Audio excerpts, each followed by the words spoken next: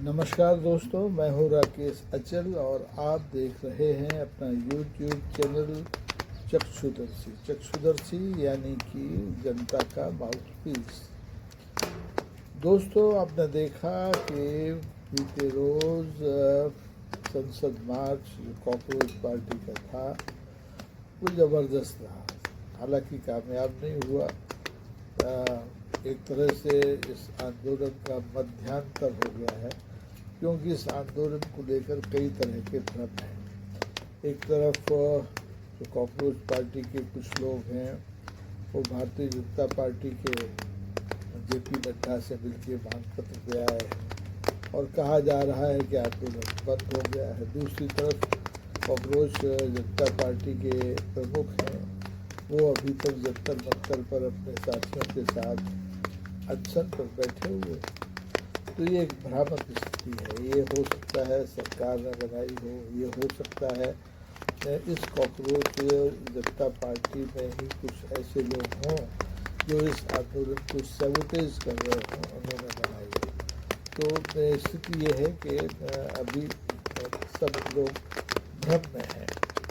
इस भ्रम के बावजूद एक भ्रम तो टूटा है कि जो सड़कों पर सन्नाटा छाया रहता था इस देश में, वो अब कम हो गया है और उसकी अनुभूत संसद में भीतर बाहर सब तरफ दिखाई दे रही है। इसीलिए संसद के यानी लोकसभा में सदन के जो नेता हैं, जो देश के प्रधानमंत्री हैं श्री नरेंद्र मोदी, वो संसद के पिछले दरवाजे से बिना कुछ कहे निकाल दिए जाते हैं। कहा जाता है कि उन्हें सुरक्षित निकाल दिया गया। ऐसा क्यों कहा गया ये आप तय करें, लेकिन मुझे नहीं लगता कि संसद मार्च का ऐसा कोई इरादा था कि वो प्रधानमंत्री की सुरक्षा से जुड़ा। बेहतर होता कि प्रधानमंत्री या उनकी सरकार का कोई प्रतिनिधि या संसदीय मंत्री संसद के बाहर आते, संसद के बाहर मार्च करने के लिए जो लोग निकले थे उनसे मिलते, उनकी मांगें सुनते, उन्हें आश्वासन देते, तो हो सकता है कि सरकार का भी सम्मान बना रहता और माननीय प्रधानमंत्री का भी सम्मान बना रहता। लेकिन दोनों ने ये मौका खो दिया। मौका तो देखिए दोनों तरफ से गया है।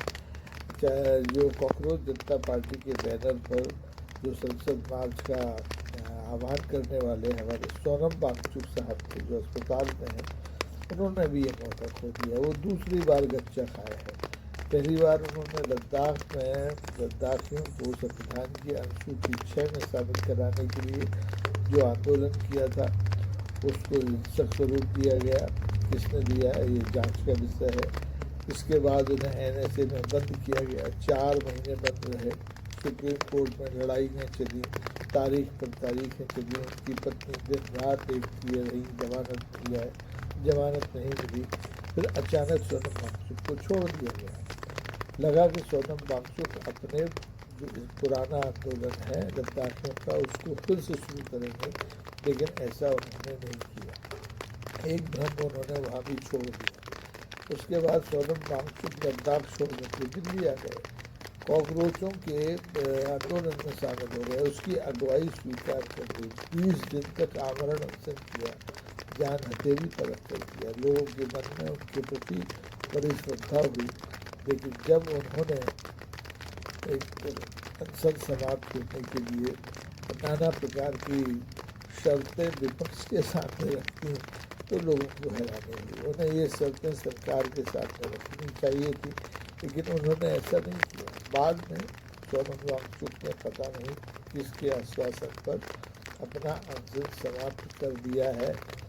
ऐसा कहा जाता है, नहीं किया है या नहीं किया है ऐसा आधिकारिक वक्तव्य मेरे सुनने में नहीं आया है, लेकिन कहा जाता है कि उन्होंने अपना अनशन समाप्त कर दिया है। यानी जिस तरह से उन्हें लद्दाख में कुछ नहीं मिला आंदोलन करने पर, उसी तरह दिल्ली में भी संसद मार्च का आह्वान करने के बाद भी कुछ हासिल नहीं हुआ।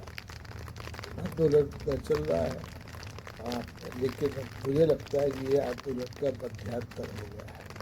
मैं सोनम वांगचुक की इस कथित नाकामी को लेकर दुखी जरूर हूँ, लेकिन मुझे ये उम्मीद है कि आने वाले दिनों में फिर से हिंदुस्तान की सड़कें आबाद होंगी, लोग सत्ता की प्रतिष्ठा के खिलाफ असहमति के अपने स्वर लेकर के निकलेंगे। जैसे किसानों ने डेरा लंबा डाला था, उन्होंने तो बहुत लंबा आंदोलन चलाया था।